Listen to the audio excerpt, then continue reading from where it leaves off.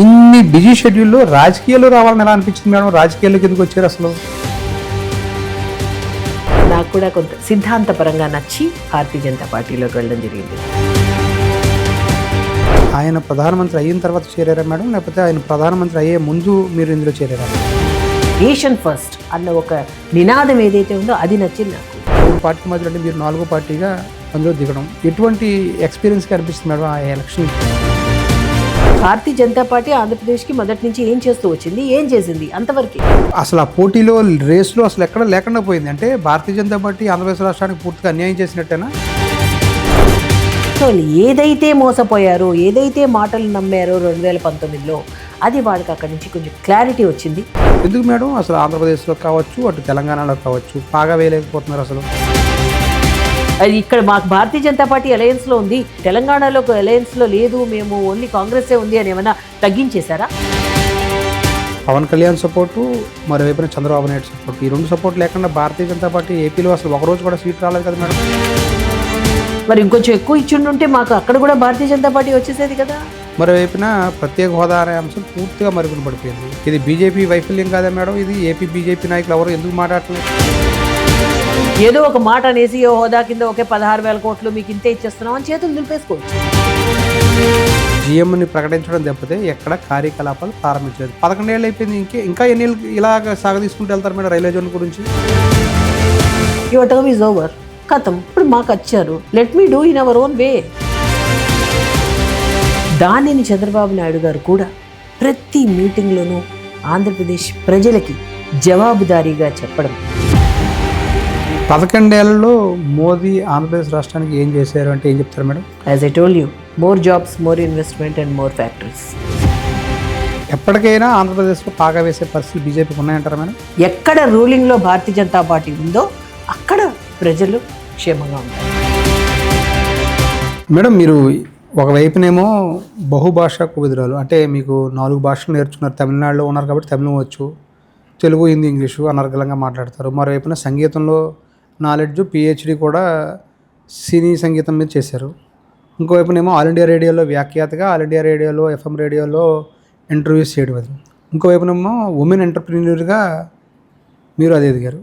ఇన్ని బిజీ షెడ్యూల్లో రాజకీయాల్లో రావాలని ఎలా అనిపించింది మేడం? రాజకీయాల్లోకి ఎందుకు వచ్చారు అసలు? ఇన్ని ఉన్నాయి కాబట్టే రాజకీయాల్లో రావాలనిపించింది. ఎందుకంటే ఒక ఇన్వైట్ వచ్చింది. యాక్చువల్గా మా కుటుంబం నేపథ్యం ఏమీ రాజకీయ నేపథ్యం కాదు, కానీ ఎప్పుడైతే నేను మాట్లాడడం అది కొన్ని ప్రోగ్రామ్స్లో వచ్చిందో ఒక హై ఇన్వైట్. మామూలుగా రాజకీయ పార్టీల నుంచి వచ్చినప్పుడు అప్పటి వరకు అసలు రాజకీయ ఒక ఆలోచనే నాకు లేదు, ఉండేది కాదు. తర్వాత ఒక రోజు అనిపించింది, మా వారు నాతో, ఆనంద్ గారు నాతో డిస్కస్ చేసినప్పుడు, నువ్వు ఇన్ని రంగాల్లో ఉన్నావు, రాజకీయ రంగంలో కూడా ఉంటే బాగుంటుంది. ఎందుకంటే ఒక యువతని ఇప్పుడు రాజకీయంలోకి ప్రోత్సహించే ఒక నేపథ్యం కూడా ఉంది. ఏం జరుగుతుంది మన దేశంలో అన్న వివరాలు మనకు తెలవాలి అంటే నువ్వు వెళ్ళొచ్చు కదా, నీకు మంచి ఇన్వైట్స్ వస్తున్నాయి కదా అన్నప్పుడు నేను అన్నాను, దానికి అదేం చిన్న విషయం కాదు, చాలా సపోర్ట్ ఫ్యామిలీ నుంచి కావాలి. అంతేకాకుండా అంత అంగబలం, ఆర్థిక బలం, సమయం ఇవ్వాలి, ఇలా చాలా ఉన్నాయి అన్నప్పుడు తప్పకుండా నేను ఉంటాను కదా, నేను ఇస్తాను, ఏం పర్వాలేదు. ఎందుకంటే ఎప్పుడైతే శ్రీమతి ఆంధ్రప్రదేశ్లో నేను అంత 10,000 మంది మహిళల్లో నేను ఫస్ట్ వచ్చానో, అదే కాకుండా నా ఇంటర్వ్యూస్ కానీ నేను ఈ ఆల్ ఇండియా రేడియో మాధ్యమంగా అండ్ బయట కూడా ఎమినెంట్ పర్సనాలిటీస్ చాలా మందితో నేను లైవ్లో ఎప్పుడైతే ఇంటర్వ్యూ చేశానో, సో ఏదైనా నేను మాట్లాడడానికి ఎలా మాట్లాడాలి ఏంటి ఆ ధైర్యం కానీ అది నేను మేనేజ్ చేయగలను అని మా వారికి అనిపించిందేమో. ఉంటే బాగుంటుంది అని అన్నారు. వారికి కూడా ఇంట్రెస్ట్ ఉంది, కానీ వారు బిజినెస్ స్కెడ్యూల్స్ అంతా దానికి దోహదపడవు. బట్ నేను వెళ్తే బాగుంటుంది అని, పర్వాలేదు నువ్వు వెళ్ళు, అందులోనూ ఏది చేస్తే బాగుంటుంది, ఎందులోకి వెళ్ళాలి అన్నప్పుడు కరెక్ట్గా అప్పుడే మోదీ గారి ఎంట్రీ, వారి యొక్క ఇది చెప్పడం కొంత నాకు కూడా కొంత సిద్ధాంతపరంగా నచ్చి భారతీయ జనతా పార్టీలోకి వెళ్ళడం జరిగింది. అంటే మిగతా పార్టీ నుంచి కూడా ఆహ్వానాలు ఏమైనా వచ్చాయి మేడం మీకు? వచ్చాయండి. అంతకుముందు నాకు కాంగ్రెస్ అండ్ ప్రజారాజ్యం ఆ పార్టీ నుంచి ఇవన్నీ కూడా వచ్చాయి, కానీ నేను రాజకీయంగా నేను ఎందులోనూ జాయిన్ అవ్వలేదు, నేను తిరస్కరించాను. ఎందుకంటే నేను కల్చరల్గా నేను కొన్ని ప్రోగ్రామ్స్ ఉండేవి, జస్ట్ అలా కోఆర్డినేషన్ అంతే తప్ప రాజకీయ ప్రవేశం నా మొట్టమొదటిది భారతీయ జనతా పార్టీలోనే. నేను భారతీయ జనతా పార్టీలోనే మీ ప్రస్థానం కొనసాగుతుంది, అందులోనే రాజకీయమైన అడుగులు వేశారు. అవును. అంటే మోదీ గారు ఆయన ప్రధానమంత్రి అయిన తర్వాత చేరారా మేడం, లేకపోతే ఆయన ప్రధానమంత్రి అయ్యే ముందు మీరు ఇందులో చేరారా? 2014 ఆ సమయం అంటే election before? Election before. Election before. దేశవ్యాప్తంగా అప్పుడే విభజిత ఆంధ్రప్రదేశ్, ఇక్కడ రాష్ట్రం విడిపోయిన పరిస్థితి. దేశం కూడా 10 ఏళ్ల పాటు యూపీఏ గవర్నమెంట్ పాలన. ఆ నేపథ్యంలో ఎందుకు మీరు భారతీయ జనతా పార్టీని చూజ్ చేసుకున్నారంటే ఏం చెప్తారు మేడం అసలు? నాకు సిద్ధాంతం నచ్చింది అంతే, దట్స్ ఇట్. అంటే ఒక దేశం పట్ల ఒక బాధ్యత, దేశాన్ని ముందుకు నడపాలి అన్న ఒక ఆకాంక్ష, మన దేశమే ప్రధానంగా ఉండాలి నా ఎజెండాలో, అంటే నేషన్ ఫస్ట్ అన్న ఒక నినాదం ఏదైతే ఉందో అది నచ్చింది నాకు, ఇందులో జాయిన్ అయ్యానంతే. మీరు 2014లో చేరారు. 2019 వచ్చే సమయానికి విశాఖ నుంచి పోటీ చేసినట్టున్నారు తూర్పు నియోజకవర్గం. అవును. భారతీయ జనతా పార్టీ 2019లో ఓడిపోవడం ఎలా అనిపించింది మేడం? ఫస్ట్ ఫెయిల్యూర్ నాకు తెలిసి అనుకుంటా, మీరు రాజకీయాల్లోనే ఫస్ట్ ఫెయిల్యూర్, మిగతా దాంట్లో మీరు సక్సెస్ అయినా రాజకీయాల్లో ఫస్ట్ ఫెయిల్యూర్ ఎలా అనిపించింది అసలు? I don't think it's a failure for me. నాకు అదొక రకంగా ఒక grand success as far as my career is concern in BJP. ఎందుకంటే నేను జాయిన్ అయిన 2-3 ఏళ్ళకి నేను స్టేట్ అఫీషియల్ స్పోక్స్ పర్సన్గా నన్ను పార్టీ గుర్తించి నన్ను రాష్ట్ర స్థాయికి తీసుకెళ్ళడం. అంటే అప్పటికే నేను ఏ విధంగా మాట్లాడతాను, ఏ విధంగా ప్రజెంట్ చేయగలను, ఏ విధంగా విషయావగాహన ఉంది, ప్రతి విషయం గురించి చెప్పడం కూడా, ఇప్పుడు మాట్లాడడం ప్రజెంట్ చేయడం కూడా ఇంపార్టెంటే. కాబట్టి అది గుర్తించి ఎప్పుడైతే ఇచ్చారో, ఆ తర్వాత 2019లో ఎలక్షన్స్ ముందు కరెక్ట్గా 15 రోజులు ఉంటుందండి, అంతే, జస్ట్ 20 డేస్ కూడా లేదు. అప్పుడు నాకు సుహాసిని గారు మీరు ఎమ్మెల్యే కంటెస్ట్ చేయాలి అన్నప్పుడు నాకు అసలు 2 వీక్స్ కూడా టైం లేదండి. నేను ఏ విధంగా ఇప్పుడు అసలు నేను ఆ బాధ్యత నేను నిర్వర్తించలేమనేమో, నేను చేయలేనేమో అని జరిగినప్పుడు లేదమ్మా అది సరే అయితే అని అన్నారు. మళ్ళీ అన్నారు లేదమ్మా మీరు చెయ్యాలి, ఎందుకంటే 7 నియోజకవర్గాల్లో కూడా ఒక ఎడ్యుకేటెడ్ ఉమెన్ ఉండాలి, మహిళ ఉండాలి, దానికి మీరుంటే బాగుంటుంది. నేను అసలు ఇప్పుడు వాతావరణం కూడా గెలిచే పరిస్థితి ఏమీ లేదు, అందులో నాకు అసలు ఎలక్షన్ ఇంజనీరింగే తెలీదు అన్నప్పుడు మీరు ఉంటే బాగుంటుంది అని మా సూచనమ్మ, అది ఒక డిఫరెంట్ ప్లాట్ఫామ్ అవుతుందేమో మీకు అన్నట్టుగా అన్నప్పుడు నేను మళ్ళీ మా వారు నేను డిస్కస్, ఎమ్మెల్యే అన్నదే చిన్న విషయం కాదు, కోట్లల్లో ఖర్చు, పైగా ఇక్కడ రిజల్ట్ అంత నాకు ముందు నుంచి నేను ప్రచారంలో లేను, నేను ఆ ఉద్దేశంలో లేను. అంటే సడన్గా నాకు ఆ నియోజకవర్గం నుంచి చేయమని చెప్పారు. బట్ అది ట్రై చేయడం, నాకు ఆ ట్రావెల్ అండి ఆ 15 రోజుల్లో కూడా అసలు ప్రతి విషయం గురించి నేను మాట్లాడడం, ఎంత మీడియాతో నేను అడ్రస్ చేయడం, ఆ నియోజకవర్గంలో ఈ డిస్ట్రిక్ట్లో మొత్తం ఈ విశాఖపట్నం జిల్లాలో ఆంధ్రప్రదేశ్లో జరుగుతున్న వాటిపైన నాకు ఒక అవగాహన ఇంకొంత మెరుగుపడి అందరితో నేను మాట్లాడినప్పుడు it's a very good travel. ఇదే కాకుండా అప్పుడు చాలామంది సెంట్రల్ మినిస్టర్స్, స్టేట్ మినిస్టర్స్ రావడం, నేను వాళ్ళతో ర్యాలీలో పాల్గొనడం, అసలు ప్రజల్ని ఏ విధంగా ఫేస్ చేయాలి, వాళ్ళకి ఏం చెప్పాలి, ఎలా మనం వాళ్ళ దగ్గరికి, అందులో ప్రతి ఇంటింటికి వెళ్ళడం, చిన్న చిన్న గుడిసెల్లో కూడా వచ్చాయి మేడం. అప్పుడు అందరికీ ఎలా వచ్చాయో అలాగే వచ్చాయి, మనకి పెద్దగా ఏమీ, అంటే వెరీ యావరేజ్, అన్ని నియోజకవర్గాలకి ఎలా వచ్చాయో మొత్తం ఆంధ్రప్రదేశ్లో భారతీయ జనతా పార్టీకి అలాగే వచ్చింది నాకు కూడా. కానీ ఖర్చు ఎక్కువైంది, కానీ ఎక్స్పీరియన్స్ అది. ఎందుకంటే 2014లో ఎన్డీఏలోకి చంద్రబాబు నాయుడు చేరడం, చంద్రబాబు నాయుడు గారితో కలిసి ఎన్డీఏగా పోటీ చేయడం బీజేపీ. అవును. అప్పట్లో బీజేపీ కూడా ప్రభుత్వంలో భాగస్వామ్యం అయింది. మాణిక్యాలరావు గారు మినిస్టర్గా అవకాశం దక్కింది. అప్పుడు విష్ణుకుమార్ రాజు గారు అప్పుడు ఎమ్మెల్యేగా ఉన్నారు, అప్పుడు ఆయన శాసనసభ పక్షనేతగా ఉన్నారు. ఆకుల వీర్రాజు గారు ఒక ఎమ్మెల్యేగా నెగ్గారు, మొత్తం 4 నెగ్గినట్టున్నారు. అప్పుడు అందులో 2 అవకాశం దక్కింది. అప్పుడు 14 నుంచి 18 వరకు కలిసి ఉన్న చంద్రబాబు నాయుడు గారు తర్వాత బయటకు వచ్చారు హఠాత్తుగా ఎన్డీఏ నుంచి. ఆ సమయంలో మీరు ఎన్నికల సమయంలో ఎటువంటి ఫేస్ చేయాల్సి వచ్చింది మేడం? అంటే మీరు అప్పుడు చంద్రబాబు నాయుడు గారిని, తెలుగుదేశం పార్టీని విమర్శించాల్సిన పరిస్థితి, ఇంకోవైపు నుంచి కాంగ్రెస్ అనేది నామరూపాలు లేకుండా పోయిన పరిస్థితి, అప్పుడు పోటీ చేసిన కాంగ్రెస్ని విమర్శించాలి, మరోవైపున వైఎస్ఆర్ కాంగ్రెస్ పార్టీ పాదయాత్ర తర్వాత కొంచెం పుంజుకుంది వైఎస్ఆర్సీపీ అప్పుడు. సో 4 పార్టీల మధ్యలో మీరు 3 పార్టీల మధ్యలో, అంటే మీరు 4వ పార్టీగా అందులో దిగడం, ఎటువంటి ఎక్స్పీరియన్స్ కనిపిస్తుంది మేడం ఆ ఎలక్షన్ క్యాంపెయిన్? అది ఒక సింగిల్ లార్జెస్ట్ పార్టీ. భారతీయ జనతా పార్టీ ఆంధ్రప్రదేశ్కి చేసిన సేవల గురించి by 1 point agenda. Bharatiya Janata party ఆంధ్రప్రదేశ్కి మొదటి నుంచి ఏం చేస్తూ వచ్చింది, ఏం చేసింది, అంతవరకే పరిధి. ఎందుకంటే ఇప్పుడు తెలుగుదేశం పార్టీ ఏ విధంగా యాడ్ అయింది, తర్వాత ఏ విధంగా దూరం అయింది. తెలుగుదేశంతో ఉన్నప్పుడు, కూటమిలో ఉన్నప్పుడు మేము ఏమేం చేసాం ఆంధ్రప్రదేశ్కి, తర్వాత ఎందుకు వాళ్ళు విడిపోయారు, ఆ తర్వాత భారతీయ జనతా పార్టీ ఏ ఏ విలువలతో ముందుకు వెళ్ళింది, ఇవన్నీ కూడా విషయాలు చెప్పుకుంటూ వచ్చాం మనం ప్రజల ముందుకు. అంతే తప్ప ఎన్ని పార్టీలు ఉంటేనేంటండి. భారతీయ జనతా పార్టీ తరఫున నేను రంగంలోకి దిగినప్పుడు నా పార్టీ ఎజెండా ఏంటి, నా పార్టీ ఏం చేస్తోంది, ఏం చేయబోతోంది, ప్రజలకు ఏం చేద్దామని మేము ముందుకు వచ్చాము అన్నది మనం క్లియర్గా నేను ప్రజల ముందుకు వెళ్ళాను అంతే. కానీ ప్రజలు అప్పుడు ఆదరించలేదు భారతీయ జనతా పార్టీని విడిగా పోటీ చేసినప్పుడు. 2014లో ఏదైతే కలిసికట్టుగా ఎన్డీఏగా భాగస్వామ్యంగా ఆదరించారో 4 సీట్లు వచ్చాయి. మళ్ళీ 2019లోకి వెళ్ళేటప్పటికి అసలు 0 ఓట్లు లేవు, సీట్లు లేవు. భారతీయ జనతా పార్టీ ఏపీలో అసలు లేనే లేదు. ఏంటి మేడం ఈ పరిస్థితి? భారతీయ జనతా పార్టీ 14 నుంచి 19 వరకు రాష్ట్రానికి మీరు ఇన్ని సేవలు చేశారని చెప్పినా ఎందుకు ప్రజలు కనీసం 1 సీటు కూడా ఎక్కడ గెలిపించలేని పరిస్థితి?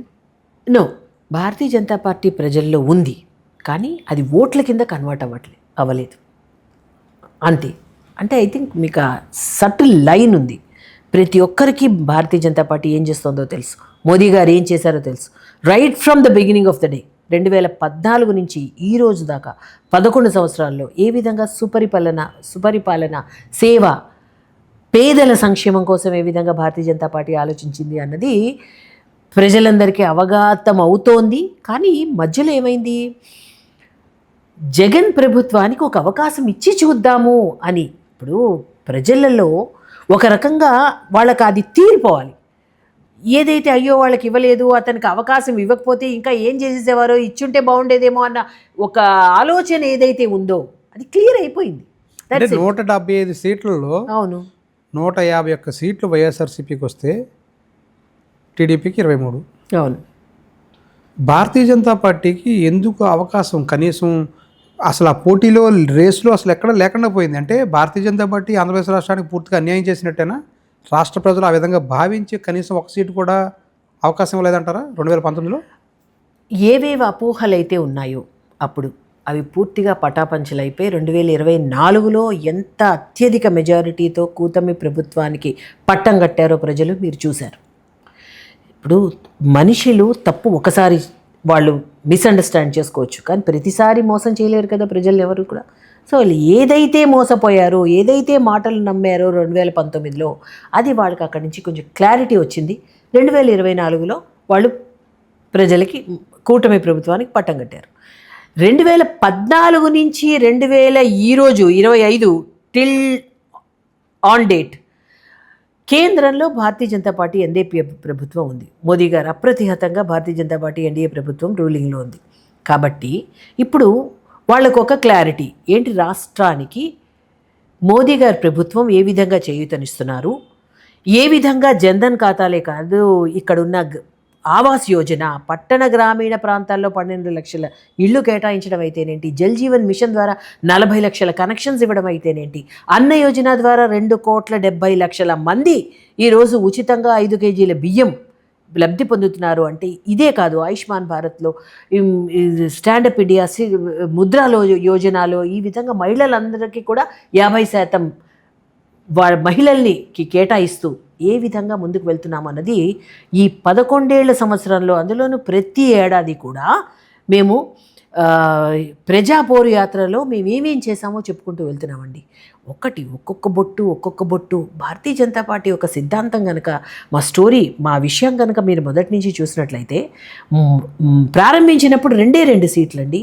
ఈరోజు మరి ఇంత స్థాయికి మేము దేశంలో ముందుకెళ్తున్నాము అంటే just it's tortoise and hare race. మనం మెల్లిగా నిదానంగా నిర్మాణాత్మకంగా ఎదుగుతూ, అంటే దేశంలో అన్ని రాష్ట్రాల్లోనూ కూడా, ఆఖరికి ఒరిస్సా లాంటి రాష్ట్రంలో కూడా భారతీయ జనతా పార్టీ మొన్నటి ఎన్నికల్లో నెగ్గడం జరిగింది. మీకు కలగా మిగిలిపోయింది ఒకటి పశ్చిమ బెంగాల్, రెండో వైపున సౌత్లో చూసుకుంటే అటు తెలంగాణ, ఇటు ఆంధ్రప్రదేశ్. ఎందుకు మేడం అసలు ఆంధ్రప్రదేశ్లో కావచ్చు, అటు తెలంగాణలో కావచ్చు బాగా వేయలేకపోతున్నారు అసలు? మనం ఏదో రకంగా పాగా వేసేద్దాం, ఏదో రకంగా మనం ఆ పీఠం మీద కూర్చుందాం, ఒక్క సెకండ్ ఈ 5 సంవత్సరాలు ఎలా అయిపోతాయి, ఒక్క నిమిషంలో కన్ను రెప్ప పాటులో 5 సంవత్సరాలు అయిపోతాయి, ఆ తర్వాత మనమే వచ్చేస్తాము, పీఠం మీద మనమే కూర్చుంటాము అని జగన్ గారు చెప్పినట్టు అది కాదు ఆకాంక్ష. స్థిరంగా ప్రజలకి చేసే సంక్షేమం మనం చేస్తూ వెళ్దాము. A day will come, Bharatiya Janata Party ఒక్కటే కంటిన్యూస్గా ఎక్కడా కూడా ఒకసారి హెచ్చు తగ్గులు లేకుండా, ఒకసారి ఇస్తామని ఒకసారి కాదని ఈ మాటలు లేకుండా క్లియర్గా మనం నిర్దిష్టంగా ముందుకు వెళ్తున్నాం. సో ఇదే కాదు, మన దేశంలో ఆంధ్రప్రదేశ్ పైన ఏ విధంగా ప్రత్యేక శ్రద్ధ చూపిస్తోంది కేంద్రము. ఇప్పుడు కూడా మనము చూసినట్లయితే మొన్న జనవరిలో మోదీ గారు వచ్చారు విశాఖపట్నం, 2,08,000 కోట్లు ఆయన అనౌన్స్ చేయడం జరిగింది. ఇక్కడ కూడా గ్రీన్ఫీల్డ్ దానికి 1,90,000 కోట్లు బల్క్ డ్రగ్ ప్రాజెక్ట్కి, దానికి తర్వాత అమరావతి వచ్చారు. ఆ తర్వాత మళ్ళీ మన జూన్లో ఇంటర్నేషనల్ యోగా డేకి విశాఖపట్నం వచ్చారు. మొన్న మళ్ళీ పుట్టపర్తి అనంతపురం దగ్గరకు వచ్చారు. అంటే ఇంకా ఈ సంవత్సరంలోనే 4 సార్లు మోదీ గారు ఆంధ్రప్రదేశ్కి వచ్చారు. అంటే ఇప్పుడు కేంద్రం స్థాయిలో ఉన్నప్పుడు ప్రతి రాష్ట్రానికి ఆ రాష్ట్రంలో ఉన్న పార్టీ కానీ, ఆ రాష్ట్రంలో ఉన్న ప్రభుత్వం కానీ, మా రాష్ట్రం బాగుపడాలి, మా రాష్ట్రానికి ఏం కావాలో మేము అది తెచ్చుకోవాలి, అడగాలి, ఆ విషయాలు ఆ కేంద్ర దృష్టికి తీసుకెళ్ళాలి అని అందరూ వస్తున్నారే. ఈవెన్ రేవంత్ రెడ్డి గారు కూడా వస్తున్నారు, ఈవెన్ కాంగ్రెస్ అయినా సరే. అది ఇక్కడ మాకు భారతీయ జనతా పార్టీ అలయన్స్లో ఉంది, మనకి తెలంగాణలో అలయన్స్లో లేదు, మేము ఓన్లీ కాంగ్రెసే ఉంది అని ఏమైనా తగ్గించేశారా? కాదు కదా. అది ప్రజలకు అక్కడ అర్థమవుతుంది.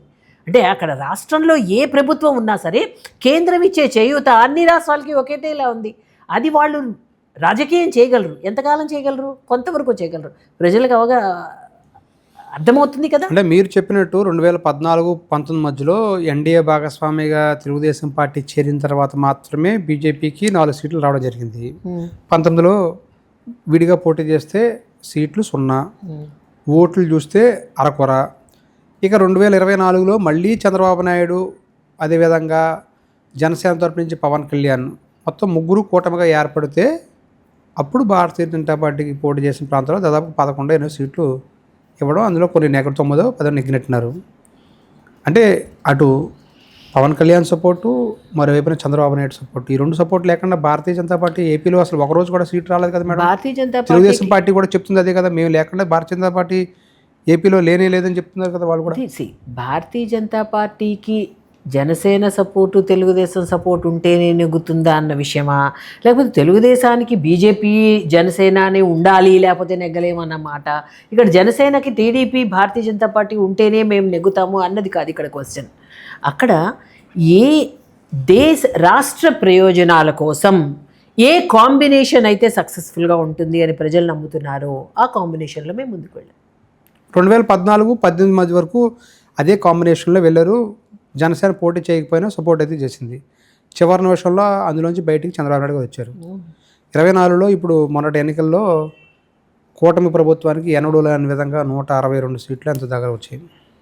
గతంలో ఆ స్థాయిలో ఎక్కడ సీట్లు లేరు, 163 అనుకుంటాను, 163.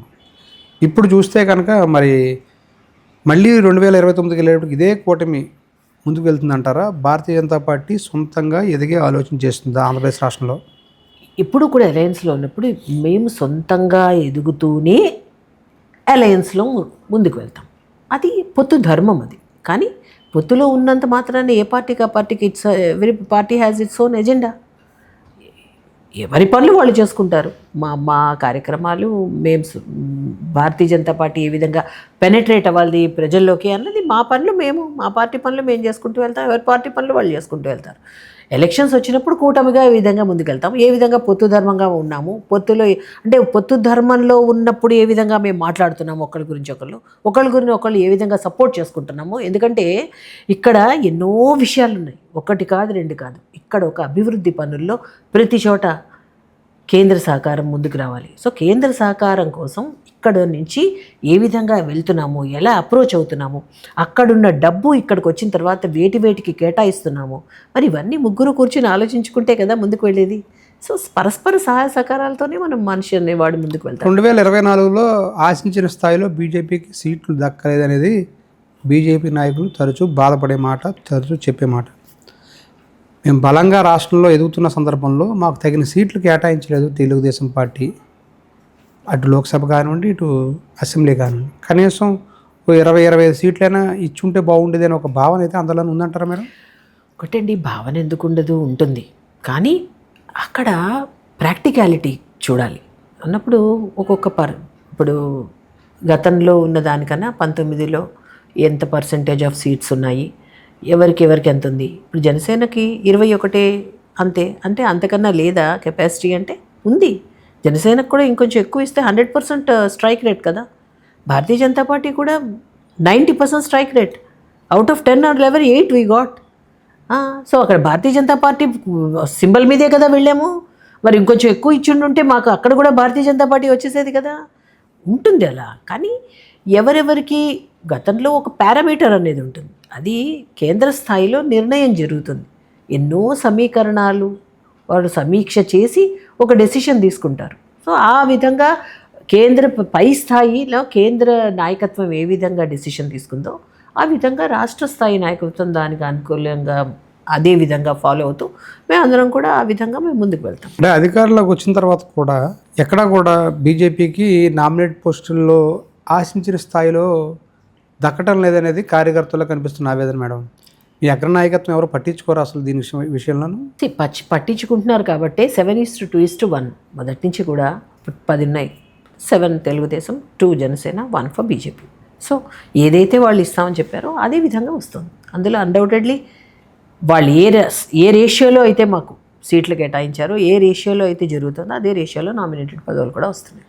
అంటే ఆ నామినేషన్ పదవులు సరిపోవటం లేదనే భావన, అంటే ఎక్కడైతే చాలా బలంగా ఉన్న చోట, లేదంటే బీజేపీ ఎమ్మెల్యేలు ఉన్న చోట కూడా సరైన ప్రాతినిధ్యం నామినేట్ పోస్టులో దక్కకపోవడం, కొన్ని చోట్ల ప్రోటోకాల్ రగడ, ఇవన్నీ కూటమిలో విభేదాలు బయటపడినట్టు. కూటమిలో విభేదాలు అనక్కర్లేదు, ప్రతి పార్టీలోనూ కూడా ప్రోటోకాల్స్ అని ఇంకోటని అవి చిన్నవి ఇన్ హౌస్ అండి. అవన్నీ బయట ఫైనలీ ఇట్స్ పొలిటికల్ ఫీల్డ్. అవునా, పాలిటిక్స్ చిన్నవి ఏమన్నా ఉన్నా అది పెద్ద మనం దాన్ని అంత పెద్ద భూతద్దంలో చూడాల్సిన పనిలే.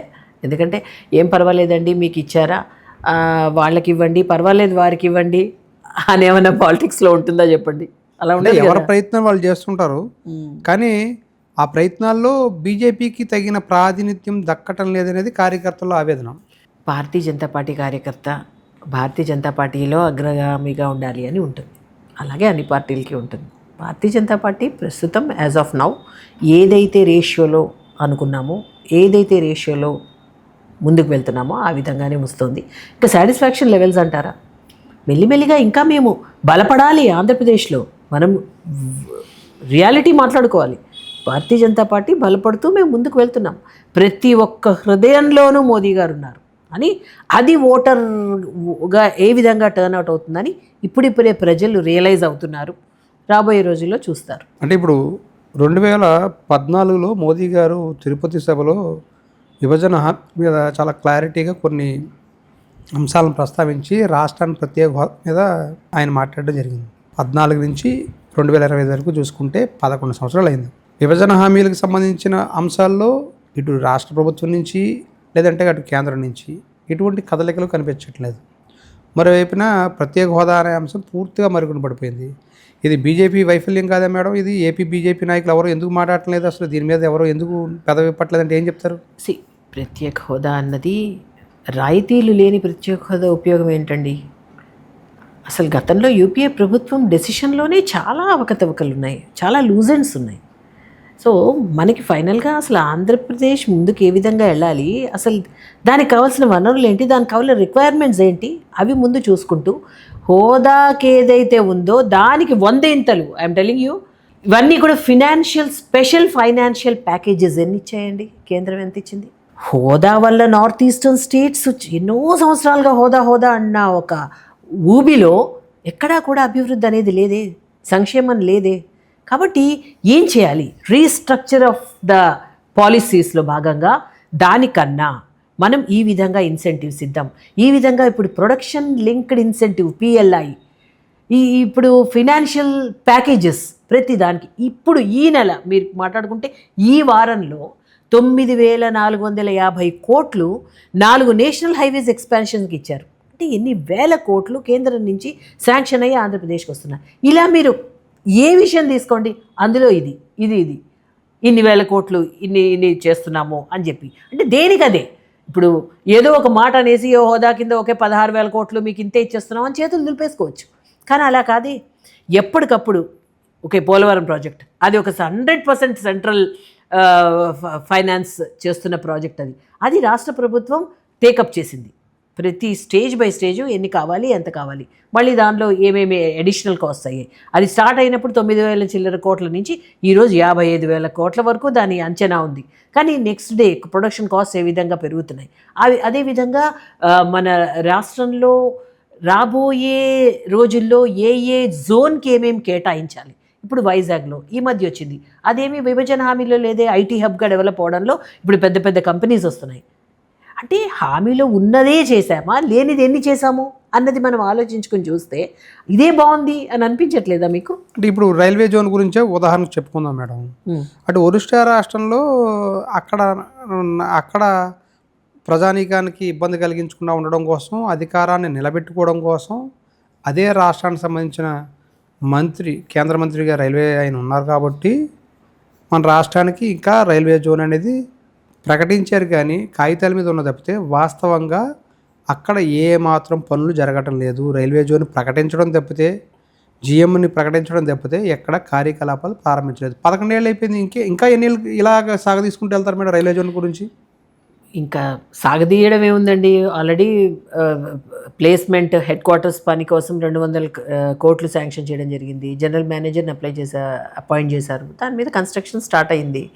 ఇంకా ఏంటంటే పర్మనెంట్గా కొన్ని ఆ ఈస్ట్ కోస్టర్న్ అంటే రైల్వే ఆ జోన్స్ నుంచి ట్రాన్స్ఫర్ అవ్వాల్సిన అసెట్స్ వీటన్నిటికీ కూడా డిపిఆర్ కూడా ఇప్పుడే చేయడం జరిగింది. డిపిఆర్ కూడా ఓకే చేయడం జరిగింది రైల్వే జోన్కి. సో అదేంటంటే ఇదేం Rome is not built in a day. So definitely అంటే ఆ ప్రక్రియ కొనసాగుతోంది. But what ever it may be 11 years completed. అక్కడ మోదీ గారు అధికారంలోకి వచ్చి 11 ఏళ్ళు అయినప్పటికీ కూడా ఇంకా రాష్ట్రానికి సంబంధించిన విభజిత హామీలు అమలు చేయడంలో అలా తాస్తారం ఎందుకు జరుగుతుంది అసలు? ఈ ప్రభుత్వాలు మారడం, రాష్ట్ర ప్రభుత్వాల్లో చేయాలన్న ఒక చిత్తశుద్ధి లోపించడం. ఎందుకంటే గతంలో 2019 నుంచి ఒక రకంగా చెప్పాలంటే 2018 నుంచి కూడా మనకి ఏమి కూడా పెద్ద ముందుకు వెళ్ళినట్టుగా మనకు కనిపించలేదు ఎక్కడ రైల్వే జోన్ కానీ మిగతా విషయాలు. సో 2024 వరకు కూడా ఏదో కేటాయించామా భూమి అన్నారు, మళ్ళీ అది వయబుల్ కాదు రైల్వే జోన్కి అని చెప్పి మళ్ళీ అది మార్చమన్నారు, మళ్ళీ మార్పులు చేర్పులు, మళ్ళీ దాని మీద వాళ్ళు కార్యకలాపాలు స్టార్ట్ చేయడానికి ఆల్రెడీ ఇక్కడ ఒక డివిజన్ అయితే ఉంది కదా మేడం. ఆ డివిజన్లో కార్యకలాపాలు అయితే స్టార్ట్ చేయొచ్చు. ప్రత్యేకంగా బిల్డింగ్ కట్టి అక్కడే కార్యకలాపాలు మేము స్టార్ట్ చేయాల్సిన అవసరం అయితే లేదు. గతంలో మనం చూసుకుంటే ఒకవేళ విశాఖ స్టీల్ ప్లాంట్ చూసుకుంటే కనుక స్టీల్ ప్లాంట్ కట్టకముందు కార్యకలాపాలు సిటీ నుంచి స్టార్ట్ అయ్యాయి. గెస్ట్ హౌస్ నుంచి ఇక్కడ నుంచి స్టార్ట్ చేశారు. అప్పుడు 70-80 అప్పుడు. మరి అలా ఇక్కడ స్టార్ట్ చేయాలనుకుంటే చిత్తశుద్ధి ఉన్నప్పుడు స్టార్ట్ చేసి ఉండాల్సింది కదా. అప్పుడు ప్రజలు కూడా నమ్మేవారు కదా. ఎందుకు ఆ రైల్వే జోన్ అనే దాన్ని అలాగ 11 ఏళ్ళు సాగదీశారు, ప్రకటించారు. కానీ అది కాగితాల మీద ఉంది, కార్యకలాపాలకు ఇంకా రాలేదు. జిఎంను ప్రకటించారు, జిఎంను నియమించామన్నారు, ఇప్పటికీ ఇంకా కార్యకలాపాలు స్టార్ట్ అవ్వలేదు. ఇలా ఎంతకాలం తీసుకెళ్తారు మేడం? ప్రాసెస్ స్టార్ట్ అయ్యింది, జరుగుతోంది అని మాకు తెలిసిన ఇన్ఫర్మేషన్ ప్రకారం. అదేమీ అక్కడే ఉండిపోలేదు. దానికి మీరే చూసారు 350 కోట్లు కూడా శాంక్షన్ అవ్వడం, హెడ్ క్వార్టర్స్కి ఈ అమౌంట్, జనరల్ మేనేజర్ నియామకం, డిపిఆర్ శాంక్షన్ అవ్వడం, మరి అసెట్స్ ట్రాన్స్ఫర్ అండ్ స్టాఫ్ కూడా ట్రాన్స్ఫర్ అవ్వాలి. దగ్గరలోనే ఒరిస్సా అవి కూడా 2 జోన్స్ ఈ సౌత్ కోస్ట్లోకి రావాలి కాబట్టి అందులో కూడా అది మొదలైంది ప్రక్రియ. అది జరుగుతుంది. అది ఎప్పటి వరకు అవుతుంది, ఎంతవరకు అవుతుంది అన్నది we have to just wait and see అంతే. డెఫినెట్లీ. ఇంకొకటి మేడం, ఇప్పుడు మనం చూస్తే కనుక కూటమి పాలన, ఏడాది పాలన గురించి ఏం చెప్తారు మేడం? ఒకవైపున చంద్రబాబు నాయుడు గారేమో సూపర్ 6 సూపర్ హిట్ అని చెప్తున్నారు, వైఎస్ఆర్సీపీ ఏమో సూపర్ 6 సూపర్ ఫెయిల్ అని చెప్తుంది. కూటమి పాలన గురించి మీరేం చెప్తారు అసలు? ఒక్కొక్కటి చేస్తున్నాం. అంటే సూపర్ 6 అన్నది 5 సంవత్సరాలలో మాకు సమయం ఉంది కదా. అంటే ఇలా వచ్చిన వెంటనే సంతకం పెట్టిన వెంటనే సూపర్ 6ని ఇమీడియట్గా మేము శాంక్షన్ చేసేస్తే తర్వాత దానిపైన మరొక విమర్శ చేయడానికి వెయిట్ చేస్తుంది తప్ప, అపోజిషన్ మీరు చేసింది బాగుంది. ఎప్పుడు కూడా ప్రభుత్వంలో ఉన్న పార్టీని అపోజిషన్ మీరు చాలా బాగా చేశారని ఎక్కడ మెచ్చుకుంది? అందులో ముందే వైఎస్ఆర్సీపీ ఏమో ఏంటి ప్రతి శాంక్షన్కి కూడా వంక పెట్టడానికి ముందు నుంచి కూర్చుని చూస్తోంది. కాబట్టి మనం ఏం చేస్తున్నామంటే ఇప్పుడే సూపర్ 6లో చాలా వరకు వాళ్ళు హామీలు నెరవేర్చారు. ఇప్పుడు ఫ్రీ బస్ ఏంటి ఇవన్నీ 1 by 1 వస్తాయి. ఇప్పుడు అన్నదాత సుఖీభావ ఉంది మేడం. మొదటి ఏడాది నుంచే మేము 20,000 చొప్పున ఇస్తామన్నారు. ఇప్పుడు రెండో ఏడాది అప్పుడే అధికారంలోకి వచ్చి ఇప్పటివరకు ఇచ్చిన చూస్తే 10,000 ఇచ్చినట్టుగా కనిపిస్తుంది. ఇంకా 30,000 ఇవ్వాలనేది వైఎస్ఆర్సీపీ చేస్తున్న విమర్శ. రెండోది దీంతోపాటు తల్లికి వందనం దాంట్లో కోత పెట్టేశారు, సంఖ్య కూడా తగ్గించారు. ఇంట్లో అంతమందికి ఇస్తామన్నారు, కొంతమందికి ఇవ్వలేదనేది కూడా వాళ్ళు చెప్తున్నారు. దీంతోపాటు 15,000 ఇస్తామని చెప్పి 13,000 ఇచ్చామనేది విమర్శ. అదే 14కి 15కి 13, 20కి 10 మరి ఆర్థిక పరిస్థితి అటువంటి పరిస్థితిలో పెట్టి వెళ్ళారు వైసీపీ పార్టీ. ఆ రాష్ట్ర పరిస్థితి ఏ విధంగా ఉంది, ఇప్పుడిప్పుడే గాడిన పడుతోంది. ఎంతో సంక్షోభంలో మునిగిపోయిన రాష్ట్రాన్ని మళ్ళీ మెల్లిమెల్లిగా గాడిన పెట్టే ప్రయత్నం కూటమి ప్రభుత్వం చేస్తోంది. సో ఏదైతే ఇచ్చామో హామీ అది ఖచ్చితంగా నెరవేర్చే తీరుతుంది.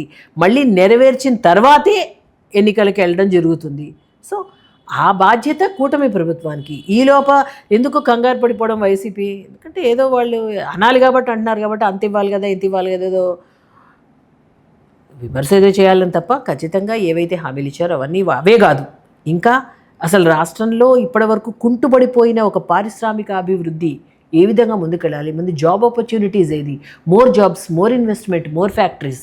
ఈ నినాదంతో మోదీ గారు ఎప్పుడైతే చంద్రబాబు నాయుడు గారితో మాట్లాడారో ఇప్పుడు ఒక్కొక్క కంపెనీస్ రావడం, ఉద్యోగ అవకాశాలు పెరగడం, ఒకళ్ళని డైరెక్ట్లీ అండ్ ఇండైరెక్ట్లీ ఇప్పుడు యువతకి ఏదైతే వాళ్ళను ఒక మంచి ఆపర్చునిటీస్ వాళ్ళకి ఇవ్వాలి.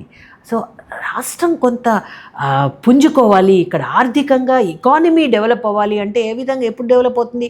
పనులు జరిగినప్పుడే. ఇక్కడ ఒక పక్కన వర్క్స్, ఇన్ఫ్రాస్ట్రక్చరల్ వర్క్స్ జరుగుతున్నాయి, ఒక పక్కన ఫ్యాక్టరీస్, అండ్ ఇంకొక పక్కన మనకి కేటాయించిన అంటే టోటల్గా దేశంలో కేటాయించిన వాటిల్లో ఇండస్ట్రియల్ కారిడార్స్, ఇక్కడ ఉన్న ఇండస్ట్రియల్ నోడ్స్ ఇక్కడ కూడా కేటాయించడం జరిగింది. సో ఆ పనులు జరుగుతున్నాయి. ఇన్ని ప్రాజెక్ట్ వర్క్స్ మీద ఆపర్చునిటీస్ వస్తున్నాయి. ముందు ఆర్థికంగానూ మనం స్థిరపడాలి, అవకాశాలు రావాలి అంటే ఒక పక్కన పనులు జరగాలి, కంపెనీస్ రావాలి, దానిలోంచి జనరేట్ చేసి మనము రెవెన్యూని అప్పుడు మనము ఈ హామీలు తీర్చాలి. సో ఇదంతా ఒక సైకిల్. ఇంకోటి మేడం, ఇప్పుడు సిఏ సమిట్ సక్సెస్ అయినట్ట మేడం? అంటే ప్రభుత్వం ఏం చెప్తుంది, దాదాపుగా మేము 600 పైగా హామీలు ఏదైతే మీ ఎంఓయూలు కుదుర్చుకున్నామో 600 పైగాను 630 ఎన్నోను 13 లక్షల కోట్ల రూపాయల పెట్టుబడులు రాబోతున్నాయి. దాదాపుగా 10 లక్షల పైన ఉద్యోగాలు దిగితే 10 నుంచి 20 లక్షలు ఎన్నో చెప్తున్నారు, 20 లక్షల ఉద్యోగాల దాకా రాబోతున్నాయని చెప్తున్నారు.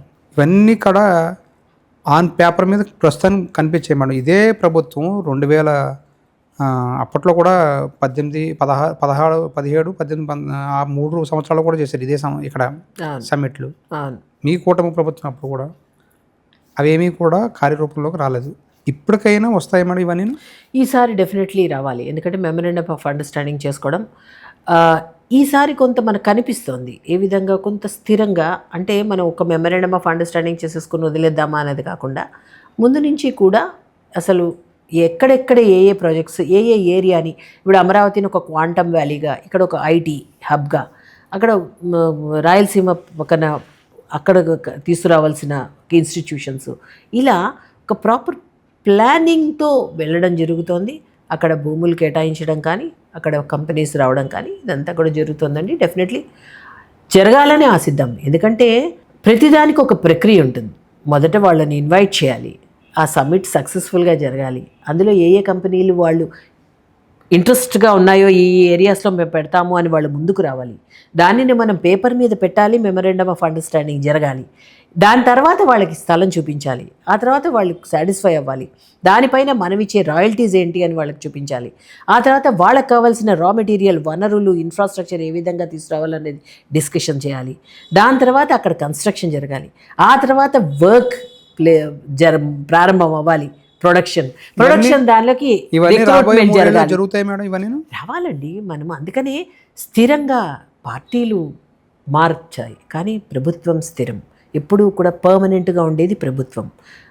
కాబట్టి ఆ నాయకులు ఎవరున్నా ఎవరు మారినా ప్రభుత్వం తీసుకునే నిర్ణయాలకి వాళ్ళు ఈరోజు ఒక 4 అడుగులు వేసింది ఈ ప్రభుత్వంలో. వచ్చే తర్వాత కూడా ఏ ఏ పార్టీ ఉన్నా ప్రభుత్వంలో ఆ 4ని 8 అడుగులు, ఆ 8ని 16 అడుగులకి ముందుకు తీసుకెళ్ళాలి తప్ప గత ప్రభుత్వం చేసిన దాన్ని పూర్తిగా చంపేసి మళ్ళీ మనం ఏదో కొత్తగా విత్తనం నాటుదాము అని ఒక ప్రక్రియ ఏదైతే ఉందో దానివల్ల రాష్ట్రం దెబ్బతింటుంది. ఎప్పుడు కూడా ఇట్స్ ఎ లాంగ్ టైం, దానికి ఒక పద్ధతి.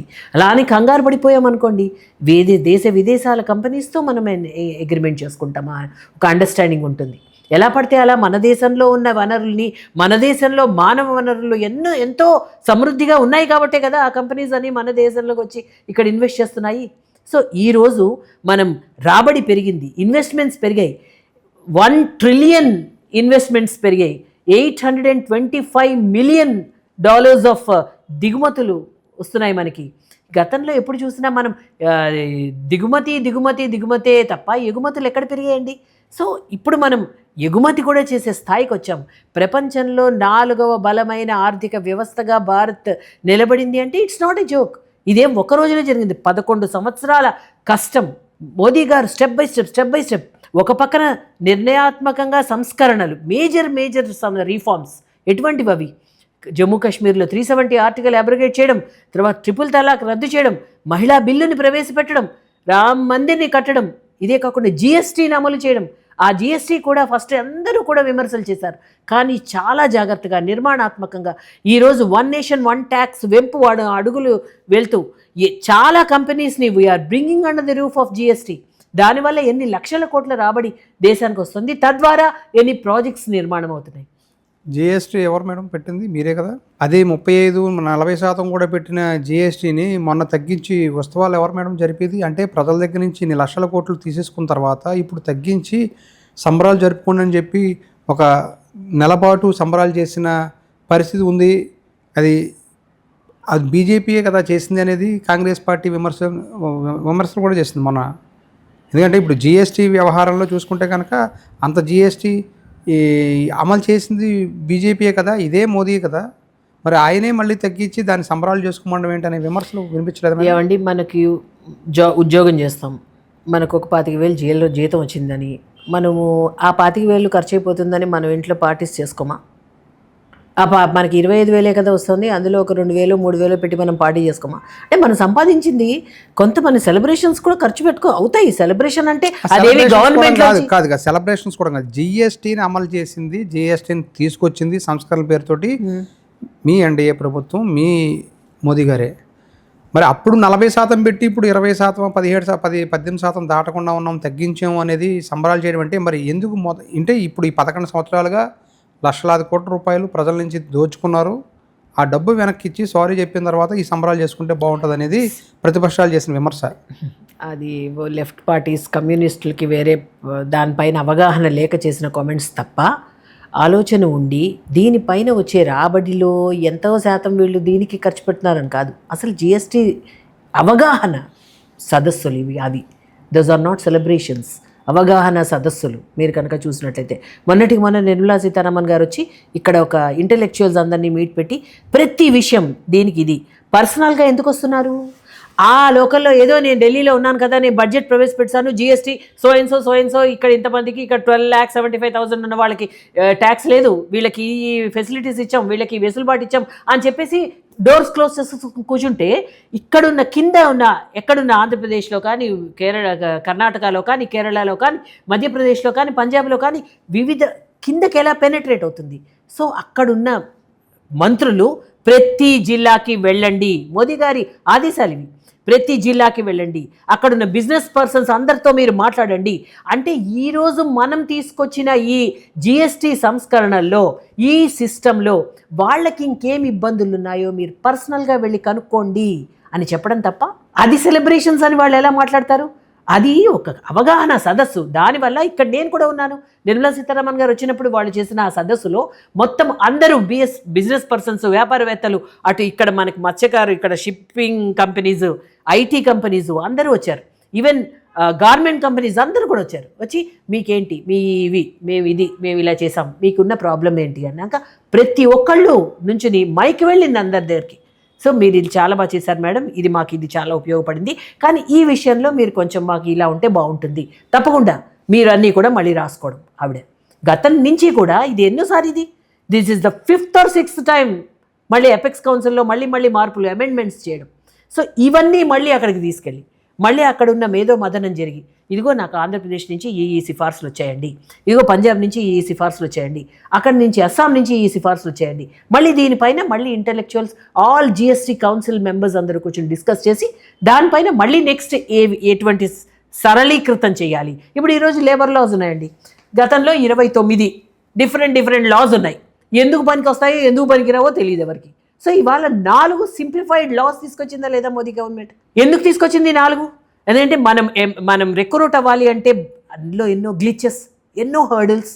రిక్రూట్ అవ్వడానికి పాపం ఈ ఒక కార్మికుడికి అంత కష్టం. సింపుల్గా కార్మికుడిని ఏ విధంగా ఎంప్లాయ్మెంట్లోకి తీసుకోవాలి, ఫస్ట్ పాయింట్. రెండోది టైంకి వేజెస్, జీతం రావాలి. మూడోది వాళ్ళ రక్షణ, సెక్యూరిటీ ఈజ్ వెరీ ఇంపార్టెంట్. కొన్నిసార్లు వాళ్ళు చాలా వేడి ప్రదేశాల్లో అక్కడ చేస్తారు. ఫోర్త్ది ఆ వాతావరణం వాళ్ళకి అనుకూలంగా ఉండాలి. These are all the 4 simple things ఒక కార్మికుడికి కావాల్సినవి. సో ఇవి 4 సరళీకృతం చేశారు. అదే కాకుండా 1500 అనవసరమైన చట్టాలు, బ్రిటిష్ కాలం నాటి చెత్త అంతా ఉంది. అవెందుకు మనకి? ఈరోజు భారతీయ న్యాయ సంహితలో ఏవి కావాలి, అసలు మన దేశానికి రావాల్సింది ఏంటి, మన దేశానికి ఉపయోగపడాల్సినవి ఏంటి అన్నవి తీసుకొచ్చారు. గతంలో కాంగ్రెస్ ఎప్పుడు ఇటువంటి ఆలోచన చేయలేదే. ఎంతసేపు ఎప్పుడో పాత పడిపోయిన చట్టాలన్నీ అలా ఉంచుకోవడం, బుజ్జగింపు రాజకీయాలు చేయడం, ఏదైనా కావాలంటే బాబ్ అని అందరినీ పక్క దేశాలను అడుక్కోవడం. ఈరోజు కూడా ఆ పార్టీ అధినాయకుడు పక్క దేశాలకు వెళ్ళి మా దేశం బాగాలేదు, మా దేశం బాగుపడట్లేదు, మా దేశంలో ఎవరు ఏం చేయట్లేదని నీ దేశం గురించి నువ్వు తక్కువ చేసి మాట్లాడుకునే ఒక హీన సంస్కృతిలో ఉంది ఇంకా పార్టీ.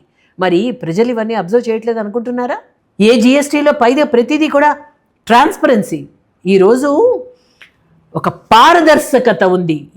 ఇంత వచ్చింది, ఈ సంవత్సరం GST రిటర్న్స్ మనకి ఇంత వచ్చాయి, దాన్ని మళ్ళీ డెవల్యూషన్ ఆఫ్ ఫండ్స్ కింద ప్రతి రాష్ట్రానికి ఎంతెంత వస్తుంది. అందులో ఆంధ్రప్రదేశ్ రాష్ట్రానికి ఇన్ని వేల కోట్లు వచ్చింది. అది కూడా మీకు పబ్లిక్ డొమైన్లో పెట్టేస్తున్నామే. సో ఎంత ఎంత క్లియర్గా ఉంది వాళ్ళ పారదర్శకత. సో అవన్నీ మనం చూసి ప్రజలు డిసైడ్ చేసుకుంటారు. కానీ ఏవో వాళ్ళు సెలబ్రేట్ చేస్తారు అంటే ఏదో పొడిగా అనద్దామని ఒక ఇది డొల్లతనం కనిపించట్లేదా ఆ విమర్శల్లో మీకు? ఇంకొకటి మేడం, ఏపీకి వస్తే ఎస్పెషల్లీ మొన్న CA సమ్మిట్లో గూగుల్ రాకపోతుంది. మొన్నే దానికి ముందే అనౌన్స్ చేశారు, దాదాపుగా 1,50,000 కోట్లు 1,80,000 కోట్లు పెట్టుబడులు రాబోతున్నాయి, గూగుల్ డేటా సెంటర్ రాబోతుంది అనేది. దానికి దాదాపు 22,000 కోట్ల రాయితీలు ఇవ్వబోతున్నారని. రెండోదేమో TCS కూడా ఆల్మోస్ట్ అలా అయిపోతుంది. TCS కూడా ఎకరానికి 99 పైసలు. ఇంకోవైపున లూలు మాల్ రాబోతుంది, బీచ్లో 300-400 కోట్ల రూపాయలు విలువైన భూములు. దీని మీద ప్రతిపక్షాలు చేసిన విమర్శల మీద మీరు ఏం మాట్లాడతారు మేడం? ఇప్పుడు మేము ప్రతిపక్షాలు చేసిన విమర్శలకి మేము కౌంటర్లు ఇచ్చుకుంటూ కూర్చున్నాం అనుకోండి, మాకున్న 5 సంవత్సరాలు వృధా అయిపోతుంది. మా దృష్టి వాళ్ళు విమర్శ చేస్తారు, చేయనివ్వండి. అందులో నిజంగా ఒక వయబిలిటీ ఉన్న విమర్శ ఏదైనా ఉంటే ఖచ్చితంగా మేము స్వీకరిస్తాం. Questioning is not a flaw. Question చేయొచ్చు వాళ్ళు, కానీ ఓకే అవును వాళ్ళ క్వశ్చన్ చేశారు కదా, అవును అది కూడా ఒకసారి మేము చూసుకోవాలేమో అని మేము అనుకోవచ్చు. దాన్ని మేము మళ్ళీ కరెక్టే, ఏదైనా ఉంటే కొంత అది కూడా కొంత మనం చెక్ చేసుకోవాలి అని అనిపించేటట్లు ఉండాలి. విమర్శ ఎలా ఉండాలి?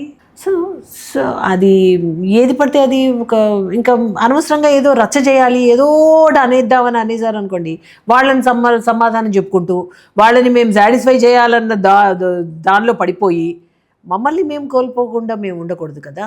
మేము దేనికి వచ్చాము పవర్లోకి, ఏ ప్రామిస్ చేసి వచ్చాము, ఏం చేయాలని వచ్చాము ఆంధ్రప్రదేశ్కి, అది చేయాలి. దానిపైన మాకు దృష్టి ఉండాలి, అంతే తప్ప ఈ మాటలకి మేము దానిపైన కాదు మా ఫోకస్. ఇంకోటి మేడం, ఇప్పుడు మేము 17 మెడికల్ కాలేజీల నిర్మాణాన్ని చేపట్టాము మేము అధికారంలో ఉన్నప్పుడు. అందులో 5 మెడికల్ కాలేజీలు మేము స్టార్ట్ చేసాము.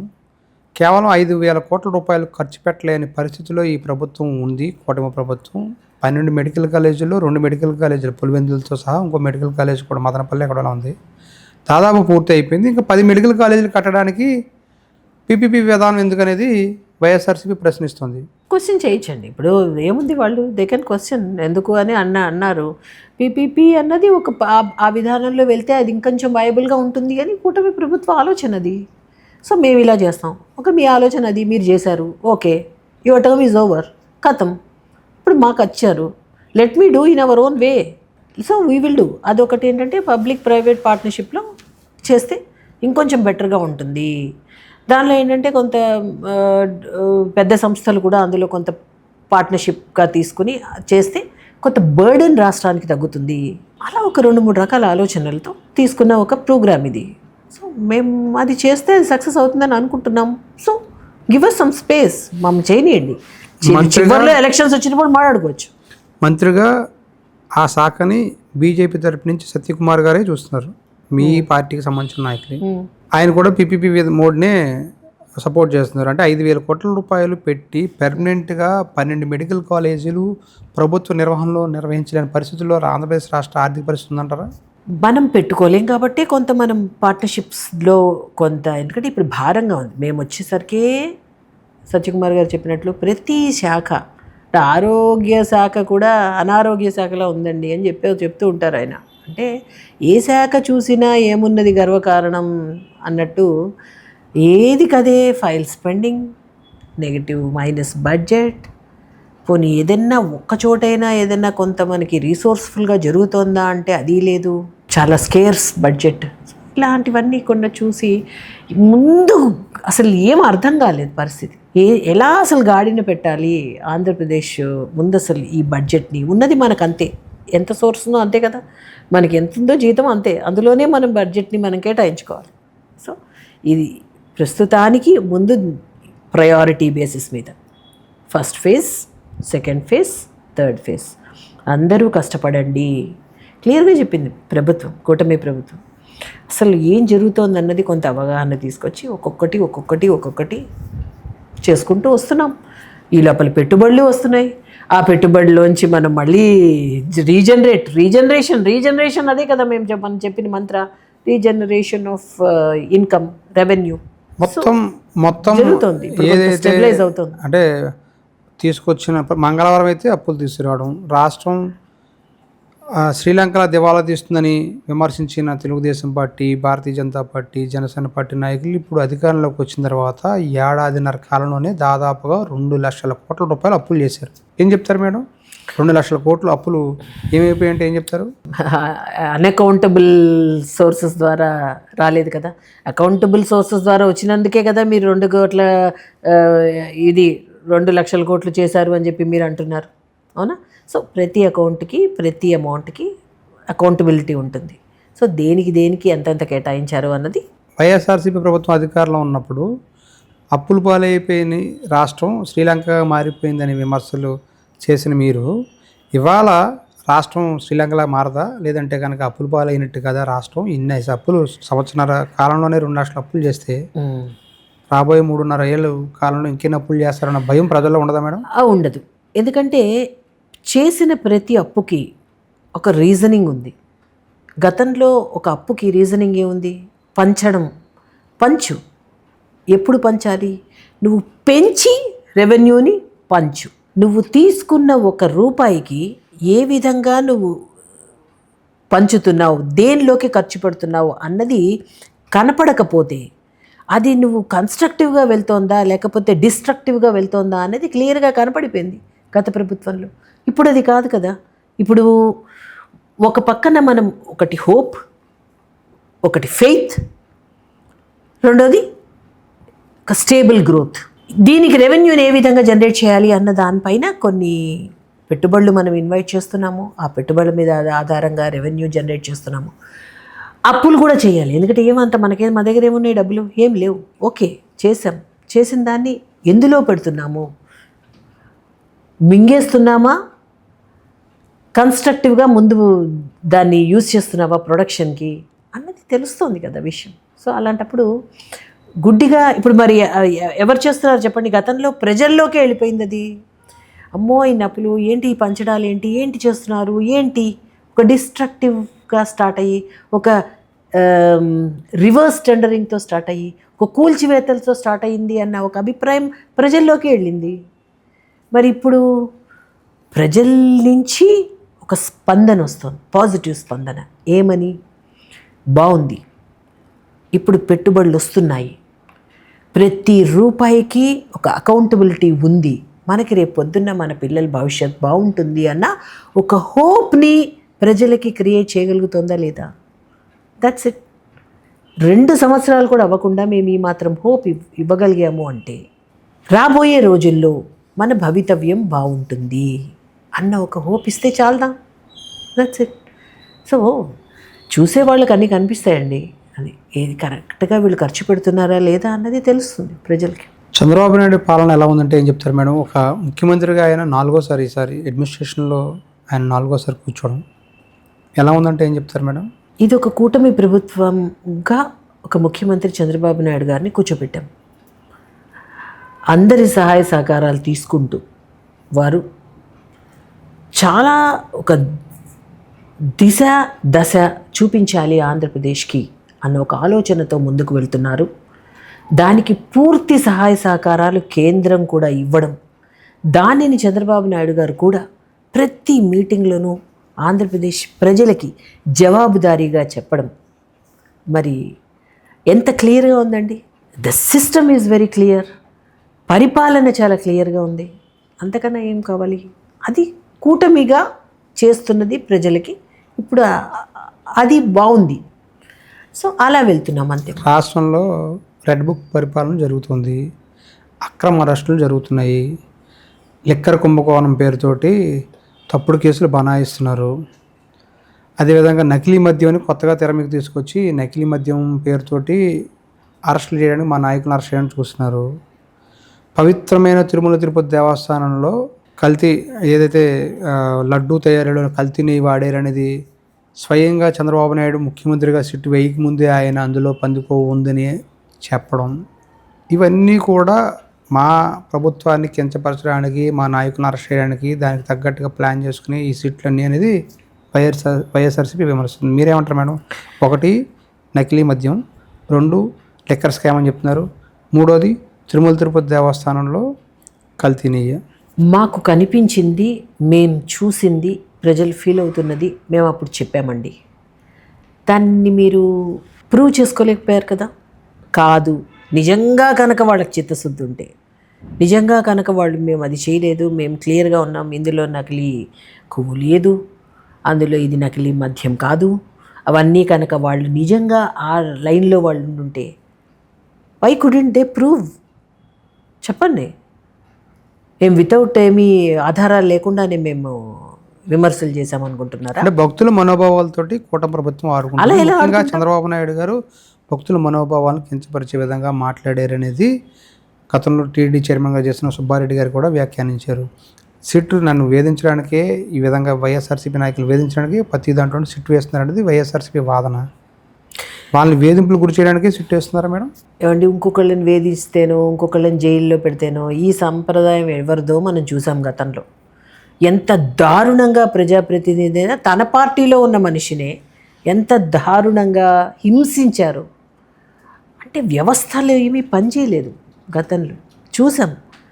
అసలు ఆ అక్రమ అరెస్ట్లు ఏంటి, అసలు ఆ అరెస్ట్ చేసిన దానిలో అటువంటి ఒక మరి ఏమంటారు, అసలు బయటికి ఎలా వచ్చారు, ఎటువంటి ఒక పరిస్థితిలో, అంటే is it the way to treat ఒక పీపుల్స్ రిప్రజెంటేటివ్? ఇప్పుడు జరుగుతున్న విషయాలు మీడియాలోను సోషల్ మీడియాలోను క్లియర్గా ఓపెన్గా బయటకు తెలుస్తున్నప్పుడు నేను మాత్రమే కరెక్ట్ మాట్లాడాను, మీరందరూ తప్పు మాట్లాడారు అని ఎలా చెప్తారు? అంటే తిరుమల తిరుపతి దేవస్థానంలో కల్తీ జరిగినట్టేనే మేడం? జరిగింది కాబట్టే అక్కడ కొన్ని ప్రూఫ్స్తో చూపించాము. మీరు కాదు అంటున్నారు. ఎప్పుడూ కూడా భగవంతుడి విషయంలో తప్పు మాట్లాడకూడదు, తప్పు జరగకూడదు, తప్పు చేయకూడదు. ఏం జరిగింది అన్న విషయం భగవంతుడికి తెలుసు. తర్వాత అక్కడ జరిగిన కొన్ని విషయాల అవగాహనతోనూ క్వశ్చన్ చేయడం జరిగింది. వెంటనే అవును ఇది ఏంటిది ఈ విధంగా జరిగింది అని దాన్ని ఇన్డెప్త్ దానిలో స్టడీ చేస్తే అసలు వాళ్ళు ఇచ్చిన కాంట్రాక్ట్స్ కానీ గతంలో ఉన్న కాంట్రాక్టర్ని మార్చేయడం కానీ అక్కడ క్వాలిటీ కంట్రోల్ ఏ విధంగా ఉంది. మరి మీరు ఇప్పుడు ఒక క్వశ్చన్ చేశారు, మీరు అంత రెస్పాన్సిబుల్గా, అందులో ఒక టీటీడీలో ఒక ప్రసాదం అంటే ఎంత రెస్పాన్సిబుల్గా ఆన్సర్ ఉండాలి. క్వశ్చన్ చేస్తామండి, లేదు ఇదిగో మా దగ్గర ఈ సర్టిఫికెట్ ఉంది, ఇదిగో మేము ఇంత క్లియర్గా ఉన్నాం, ఇదిగో మేము ఈ కాంట్రాక్ట్ వీళ్ళకి ఇచ్చాం, దీనిలో ఇంత శాతం ఇది ఉంది, ఇంత శాతం ఈ కొవ్వు ఉంది, ఇంత శాతం ఇది ఉంది, మీరు ప్రూవ్ చేసుకోండి. Questioning is not a flaw. నేను అదే చెప్తున్నా మొదటి నుంచి. రాష్ట్ర ప్రభుత్వం ఏర్పాటు చేసిన సిట్ మీద నమ్మకం లేకే మేము సుప్రీంకోర్టులో పిటిషన్ వేసాము. సుప్రీంకోర్టు ఆర్డర్స్ ప్రకారంగా ఇప్పుడు సిబిఐ కేసు, సిబిఐ ఆధ్వర్యంలో సిట్ నడుస్తుంది అనేది వైఎస్ఆర్సీపీ.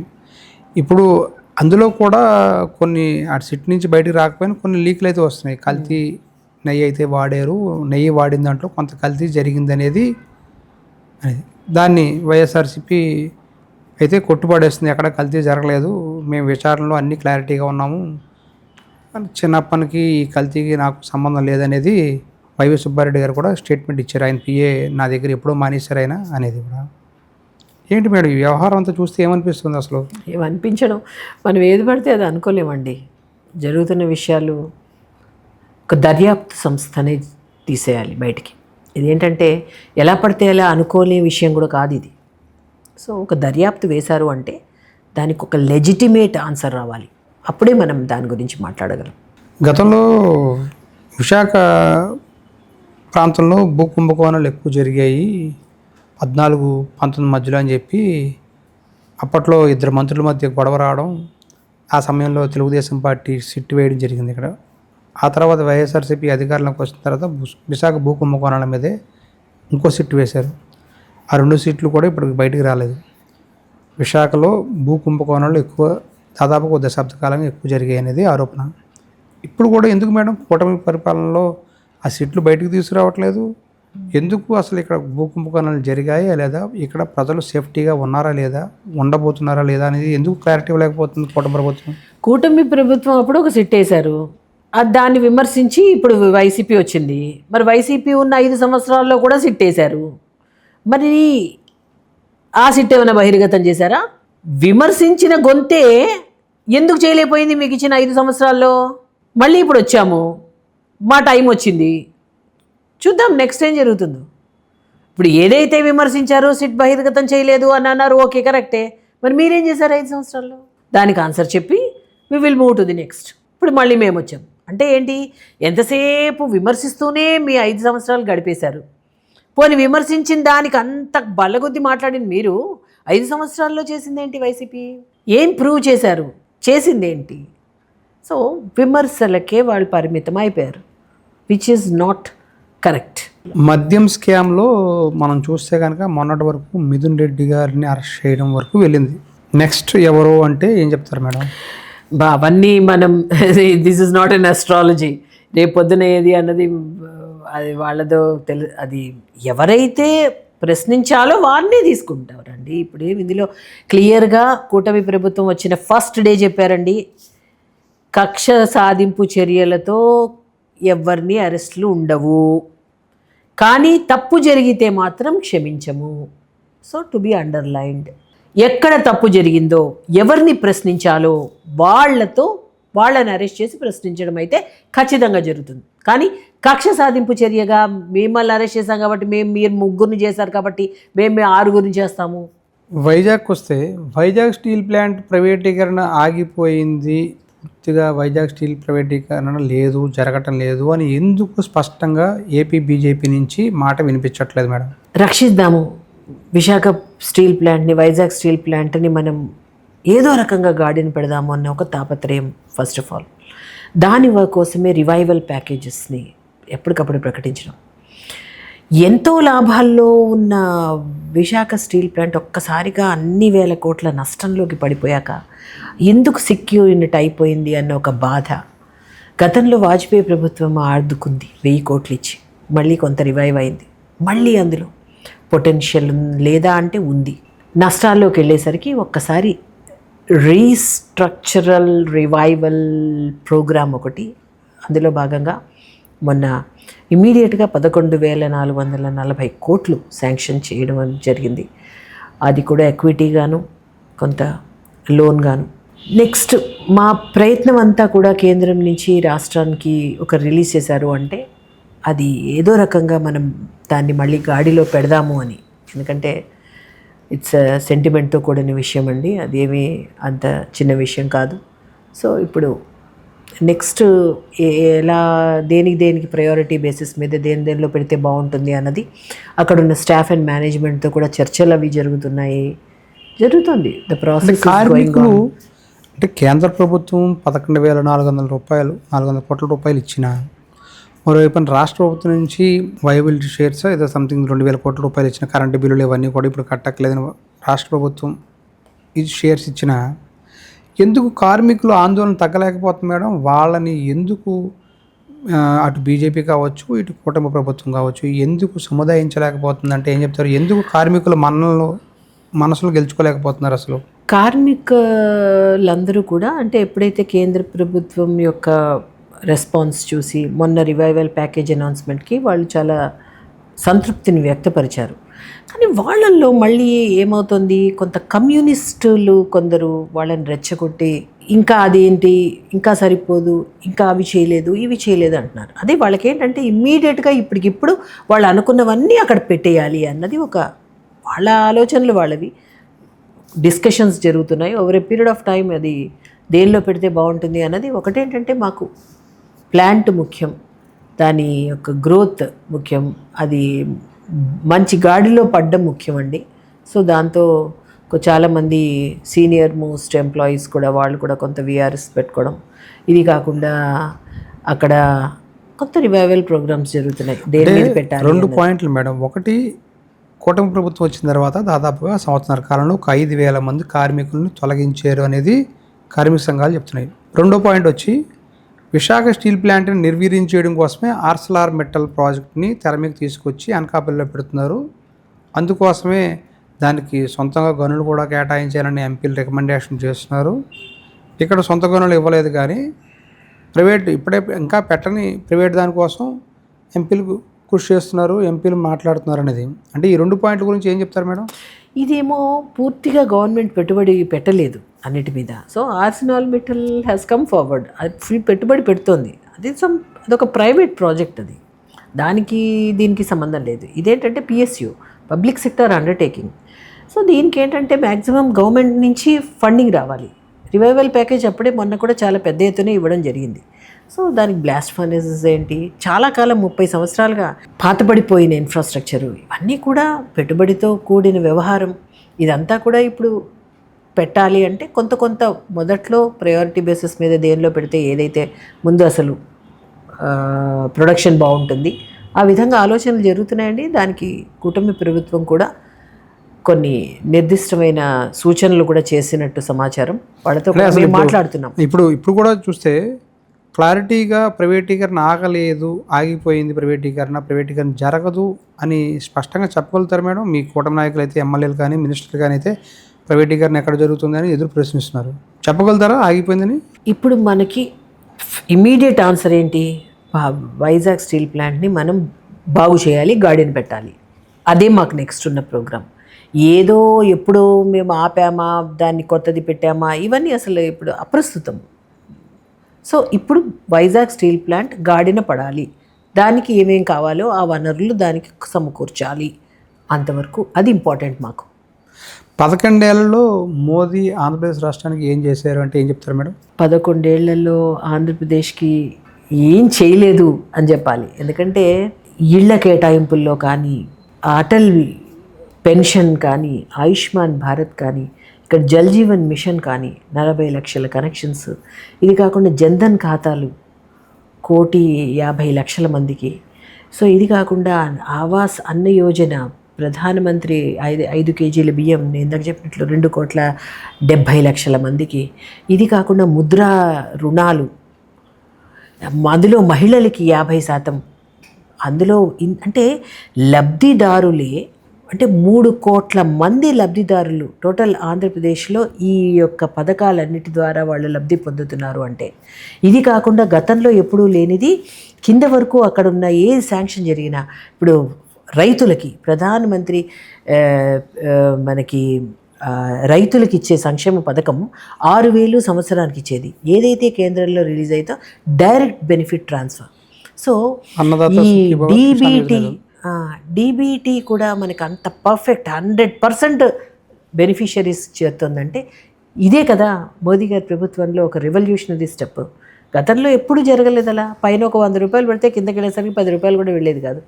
అది కాంగ్రెస్ ప్రభుత్వం ఒప్పుకుంది. సో ఈరోజు ప్రతిదానికి ఒక పర్ఫామ్, రీఫార్మ్, ట్రాన్స్ఫార్మ్ ఏది చేసినా సబ్కా సాత్, సబ్కా వికాస్, సబ్కా విశ్వాస్, సబ్కా Prayas, nation first, party next, self last. So మాకు కావాల్సింది ఓన్లీ అభివృద్ధి, అభివృద్ధి మంత్రం. As I told you, more jobs, more investment and more factories. మొన్నటి బీహార్ ఎన్నికల్లో చూస్తే కనుక భారీ స్థాయిలో మేము అధికారంలో రావడం జరిగింది బీజేపీ, జేడీయూ. నెక్స్ట్ టార్గెట్ పశ్చిమ బెంగాల్ అని చెప్తున్నారు నెక్స్ట్ ఇయర్. ఎలా ఉండబోతుంది మేడం? 6 నెలల ముందు నుంచి ఎప్పటి నుంచే కసరత్తులు ప్రారంభమయ్యాయని చెప్తున్నారు. పశ్చిమ బెంగాల్ మీద ఎప్పటి నుంచే భారతీయ జనతా పార్టీ దృష్టి పెట్టింది అంటున్నారు. ఎప్పుడూ దృష్టి పెడతాం. 100% మా ఫోకస్ 100% ఉంటుంది. చాలా హార్డ్ వర్క్ ఉంటుంది. ఎక్కడా కూడా రిలాక్సేషన్ ఉండదు. ఒక దానిపైన కాన్సన్ట్రేట్ చేసాము అంటే. మీరు బీహార్ ఎలక్షన్స్లో చూస్తే 2 రోజుల ముందు అక్కడ ఉన్న జూకి వెళ్ళి ఎంజాయ్ చేసి టైంపాస్ రిలాక్స్ అయిపోయారు రాహుల్ గాంధీ గారు. అంటే ఎప్పటికప్పుడే వాళ్ళకి ఎంటర్టైన్మెంట్ కావాలి, ఎప్పటికప్పుడే వాళ్ళకి రిలాక్సేషన్ కావాలి. కానీ భారతీయ జనతా పార్టీ అది కాదు. ప్రతిదీ కూడా చాలా ఫోకస్డ్గా ఉంటాం. ప్రతి నిమిషం పనిచేస్తాం. అక్కడ రిజల్ట్ అన్నది ఒకవేళ రాలేదు, నో ప్రాబ్లం. మళ్ళీ పడిపోయినా సరే మళ్ళీ లేచి పరిగెడతాం. మళ్ళీ పడిపోయినా మళ్ళీ లేచి పైకి అక్కడికి వెళ్తాం. అది ఎన్నిసార్లు ఇచ్చినా సరే we have to hit the target. మా దే కష్టే ఫలి అంటారు కదా, ఆ విధంగా ఇప్పుడు వెస్ట్ బెంగాల్ కూడా తప్పకుండా మా ప్రయత్నం ఒకటండి. అన్నిట్లోనూ ప్రయత్నం ఉంటుంది. Because finally it's a political party. మేము అక్కడ పవర్లో ఉంటే అక్కడ కొన్ని సంక్షేమం చేయాలి. ఇప్పటికే వెస్ట్ బెంగాల్ చాలా చాలా దుర్భర పరిస్థితిలో ఉంది. అక్కడ ఎప్పుడైతే మేము ఎలక్షన్ కమిషన్గా అక్కడ ఓటర్ లిస్ట్ క్లియర్ చేస్తున్నారో, ఎక్కడెక్కడ ఆథెంటిసిటీని మేము చెక్ చేస్తూ వెళ్తున్నామో, ఇప్పటికే 1000 మంది రోహింగ్యాలు వెళ్ళిపోతున్నాయి బంగ్లాదేశ్లోకి. సో ఎంత రాంగ్ ఓటింగ్ జరుగుతోంది, ఎంత తప్పుడు పనులు జరుగుతున్నాయి. అసలు అక్కడ చూస్తే, దగ్గరికి వెళ్ళి చూస్తే తెలుస్తుంది అక్కడ ఉన్న దుర్భర పరిస్థితులు. అక్కడున్న ప్రజలకి సంక్షేమం అందాలన్నా, ప్రజలు అభివృద్ధి చెందాలన్నా, ప్రజలు క్షేమంగా ఉండాలి అన్నా భారతీయ జనతా పార్టీ అక్కడ రావాలి. సో అదే బీహార్లో కూడా ఏదైతే జంగిల్ రాజ్ ప్రజలకు తెలుసు, ఏది ఉంటే మేము ఆనందంగా ఉంటాం. ప్రజలకు కావాల్సింది ఫైనల్లీ ఏంటి? రోటీ, కపడా और మకాన్, అంతే. వాళ్ళ యొక్క సేఫ్టీ. సో ఒక పక్కన దేశ భద్రతను చూస్తూ మోదీ గారు ఇతర దేశాలతో మేము ఫ్రెండ్లీ రిలేషన్స్ మెయింటైన్ చేస్తూ, దేశంలో రక్షణ రంగం ఎగుమతులే 34% పెరిగింది అంటే, ఎవరైనా మన దేశ ప్రజల పైన చేయి ఎత్తారో ఖబర్దార్, ఒక్కళ్ళు కూడా ఏ దేశము మన దేశం వెంపు ప్రజలకు అన్యాయం జరిగితే ఊరుకునేది లేదు. అది మన ఇప్పుడు న్యూ ఇండియా, నయా భారత్, విరాసత్ బి ఔర్ వికసిత్ బి. మనకు వారసత్వ సంపద ఉంటుంది, అభివృద్ధి ఉంటుంది. That is it. That is our new India. G20 నేషన్స్లో ఈరోజు అగ్రగామిగా 6.6% జీడిపితో దేశం ముందుకెళ్తోంది అంటే, even Germany, Italy, France, Japan, Russia, ఏది అమెరికా, అన్నీ మన వెనకాలే ఉన్నాయి. We are now in the top 1 position with 6.6% GDP. అంటే ఎప్పుడైనా మన దేశం ఎదుగుతున్న దేశం, డెవలప్ అవుతుంది. ఇంకా పేద దేశం అయిపోయింది. Those days are gone. ఇవాళ ఇప్పుడు దిస్ ఇస్ న్యూ భారత్. మన దేశం ఏదైనా చేయగలదు. మన దేశం ఇప్పుడు సమర్థత ఉన్న దేశం. మన దేశం సెల్ఫ్ రిలయంట్. ఎంతో కష్టంగా ఉన్న కరోనా లాంటి మహమ్మారి అతలాకుతలం చేస్తున్నప్పుడు మన దేశం అంత బలంగా నుంచుని ఇంకో 70 దేశాలకి మనం ఇక్కడ వ్యాక్సిన్స్ తయారు చేసి ఇచ్చాము అంటే, ఈ 14 ఏళ్లలో ఏం కావాలండి మనం చేసింది? ఏం చేయలేదు మోదీ గారి ప్రభుత్వం ఈ దేశానికి. ఈ దేశానికి మోదీ గారి ప్రభుత్వం ఉంటే రక్షణ. ఈ దేశానికి మోదీ గారి ప్రభుత్వమే ఒక దిశానిర్దేశం చేసింది అని ప్రజలందరికీ తెలిసింది. చేస్తున్నాం, మేము ప్రజలకు చేస్తున్నాం, అప్పుడు మేము మాకు అధికారం ఇస్తే మేము ఇంకొంచెం బాగా చేస్తున్నాం. మేక్ ఇండియా గ్రేట్ అగైన్, అది మా నినాదం. అదే కదా. ఆంధ్రప్రదేశ్ రాష్ట్రంలో భారతీయ జనతా పార్టీ ఎదగడానికి, సొంతంగా అధికారంలోకి తెచ్చుకునే ప్రయత్నం చేయడానికి ఏం చేయబోతుంది? పార్టీ ఏ విధంగా ముందుకు వెళ్ళబోతుంది? మా పని మేము చేసుకుంటూ, మా భారతీయ జనతా పార్టీ దేశంలో ఏం చేస్తోంది, రాష్ట్రంలో ఏం చేస్తుందో అని చెప్పుకుంటూ వెళ్తామండి, అంతే. మండల స్థాయి మాకు ప్రతిదీ కూడా ఒక పద్ధతి ఉంటుంది, ఒక స్ట్రక్చర్ ఉంటుంది. అందులో మళ్ళీ మేము 33% మహిళలకి రిజర్వేషన్ ఇస్తాం. ఆ సంగతి మీకు తెలుసా? స్టేట్, డిస్ట్రిక్ట్, తర్వాత కాన్స్టిట్యుయెన్సీ, తర్వాత మండల్, తర్వాత పోలింగ్ బూత్, తర్వాత పన్నా ప్రముఖ్, ఒక వీధికి. సో ఆ విధంగా ఉంటుంది. మళ్ళీ ప్రతి దానికి ఒక్కొక్క కమిటీ ఉంటుంది. కమిటీలో 60 మంది ఉంటాం. కేంద్రం ఏం చేస్తోందని రాష్ట్రానికి రిపోర్ట్ వస్తుంది, రాష్ట్రం నుంచి జిల్లాలకి వెళ్తుంది, జిల్లాల నుంచి కాన్స్టిట్యుయెన్సీ నుంచి మండల్స్ నుంచి పోలింగ్ బూత్కి కింద వరకు వెళ్తుంది. ప్రతి మనిషికి మేమేం చేసామో మేము చెప్తాం, మేమేం చేసామో అది చెప్తాం. మేము ఇది చేసాం, ఇది చేయబోతున్నాం, ఇది మా పద్ధతి, ఇంతే. మన ప్రయత్నం కరెక్ట్గా ఉంటే రిజల్ట్ గురించి మనం డెఫినెట్లీ రిజల్ట్ ఏది ఇవ్వాలో, ఏది రావాలో అదే వస్తుంది. ఎప్పటికైనా ఆంధ్రప్రదేశ్లో పాగా వేసే పరిస్థితులు బీజేపీకి ఉన్నాయంటారా మేడం? ఆంధ్రప్రదేశ్ ఏంటండి, దేశం అన్ని రాష్ట్రాల్లోనూ మా ప్రయత్నం ఉంటుంది. కొన్ని చోట్ల అలయన్స్లో ఉంటున్నాం, కొన్ని చోట్ల ఇండివిజువల్గా మేము రోలింగ్లో ఉన్నాం. సో ఆంధ్రప్రదేశ్లో ప్రస్తుతం అలయన్స్లో చక్కగా వెళ్తోంది, బాగా జరుగుతుంది, సుభిక్షంగా ముందుకు వెళ్తున్నాం. భారతీయ జనతా పార్టీ కూడా ప్రజలకి తెలుసు ఏం చేస్తుందో. భారతీయ జనతా పార్టీ ఇండివిజువల్గా ప్రజల్లోకి మేమేం చేసాం, భారతీయ జనతా పార్టీ ఏం చేస్తోంది, కేంద్రం నుంచి వచ్చిన పథకాలు, ప్రత్యేకంగా కేంద్ర పథకాలు మరి ప్రజల్లోకి మేము ఇవి తీసుకెళ్తున్నాము, ఇవి దీని గురించి ఎక్స్ప్లెయిన్ చేయడం మేము చేయాలి కదా, ప్రజల్లోకి వెళ్ళాలి. ఇప్పుడు PM ఆవాస్ యోజన ఉంది, అది కొంత అర్థం కాకపోవచ్చు కొందరికి. సో ఇక్కడ వాళ్ళకి చెప్తాం, ఇది ఇళ్ళు, హౌసింగ్ ఫర్ ఆల్. అందులో భాగంగా మేము ఇళ్ళు మోదీ గారి ప్రభుత్వం కేటాయించింది ఆంధ్రప్రదేశ్కి ఇన్ని లక్షల ఇళ్ళు. ఇదిగో గ్రామీణ పట్టణ ప్రాంతాల్లో 12 లక్షల ఇళ్ళు మీకోసం కేంద్ర ప్రభుత్వం శాంక్షన్ చేసింది. అందులో ఇదిగో మీరు ఇంత పెట్టుకుంటున్నారు, కేంద్ర ప్రభుత్వం ఇన్ని లక్షలు ఇస్తోంది అని చెప్పాలి కదా. మేము అలా చెప్పుకుంటూ మా పథకాలు మేము చెప్పుకుంటూ మేము ముందుకు వెళ్తామండి. ఎక్కడున్నా సరే రూలింగ్లో భారతీయ జనతా పార్టీ ఉంటుంది. ఎక్కడ రూలింగ్లో భారతీయ జనతా పార్టీ ఉందో అక్కడ ప్రజలు క్షేమంగా ఉంటారు, అభివృద్ధి ఉంటుంది. ఇంకొకటి మేడం, ఇప్పుడు గత 2 రోజులుగా చూస్తే కనుక కొత్త జిల్లాలు ఏర్పడబోతున్నాయి. 3 జిల్లాలు ఏర్పాటు చేయబోతున్నారు. 3 జిల్లాల్లోనూ మార్కాపురం ఒకటి, మదనపల్లి ఒకటి, రంపచోడవరం ఏజెన్సీ ప్రాంతాన్ని, ముప్పు ప్రాంతాన్ని కలుపుతూ చింతూరు, రంపచోడవరం ఒక 26 నుంచి 29కి పెరగబోతుంది. ఈ కొత్త జిల్లాల ఏర్పాటుని ఎలా చూస్తారు మేడం? ఎంత చిన్న యూనిట్ అంత బాగుంటుంది గవర్నెన్స్ అన్నది. సో అందువల్లనే కదా చిన్న కుటుంబం చింతలేని కుటుంబం అనేది ఎప్పుడో ఒక నినాదం ఉండదు. అలాగా పెద్ద జిల్లా, పెద్ద కాన్స్టిట్యుయెన్సీ అయితే ఒక్కొక్కసారి పరిపాలనకి అంత వెసులుబాటు ఉండదు. సో ఏ మండలాల్ని ఎందులో కలిపితే అది కొంత ఒక ప్రజాప్రతినిధికి, ఇప్పుడు ప్రజాప్రతినిధి తిరగాలి అతని నియోజకవర్గంలో, ఆ నియోజకవర్గంలో ఒక్కొక్కసారి విసిరేసినట్టు ఉంటుంది ఒక్కొక్క మండలం చాలా దూరంగా. అదేంటంటే వెళ్ళడానికి చాలా టైం పడుతుంది, అదేమో ఈ నియోజకవర్గానికి దగ్గరలో లేదు, అది మరో నియోజకవర్గంలో ఎక్కువ దగ్గరగా ఉండే అవకాశం ఉంటుంది. సో అలాంటి జియోగ్రఫికల్ కండిషన్స్ చూసుకుని ఫస్ట్ ఆఫ్ ఆల్, రెండోది ఫెసిలిటే చేసుకోవాలి. ఏ నియోజకవర్గానికి ఆ ప్రజాప్రతినిధి కొంత కాన్సన్ట్రేట్ చేసి తిరిగి వాళ్ళకి ప్రతి విషయాన్ని, అంటే వీలైనంత వరకు ప్రజలతో ఉండాలి అని కదా ప్రజాప్రతినిధి, ఇంట్లో కూర్చోడానికి కాదు, ప్రజలు వాళ్ళని ఎన్నుకున్నది. సో వాళ్ళకి ఏదైతే convenience and comfort from the point of view of people, అది ప్రజలకి సంబంధించినంత వరకు ఏది వీలుగా ఉంటుందో ఆ విధంగా కొన్ని మార్పులు చేసే ఒక అవకాశం ఉంది. ఆ విధంగా చేయడం మంచిదే. ఇప్పుడు జిల్లాలు ఎన్ని పెరిగితే అంత గవర్నెన్స్ బాగుంటుంది, పరిపాలన బాగుంటుంది అని కదా. 1.5 కూటమి పాలన ప్రజల్లో అసంతృప్తి పెరుగుతుంది, ప్రజల్లో అసంతృప్తి పెరిగే విధంగా ఉంది అనేది వైఎస్ఆర్సీపీ మాట, ప్రతిపక్షం మాట. మీరేం చెప్తారు అండి? ప్రజల్లో అసంతృప్తి కనిపిస్తుందా మీకు కూటమి ప్రభుత్వం మీద? సంతృప్తిగా ఉన్నారు అని మాకు అనిపిస్తోంది. మరి విమర్శ చేస్తారు వాళ్ళకి ఇంకేదోటి, వాళ్ళ ఉనికి కూడా చాటుకోవాలి కదా. సో ఏదోటి చాలా బాగుందండి అని వాళ్ళు ఎలా అంటారు, వీ కాంట్ ఎక్స్పెక్ట్ దాట్.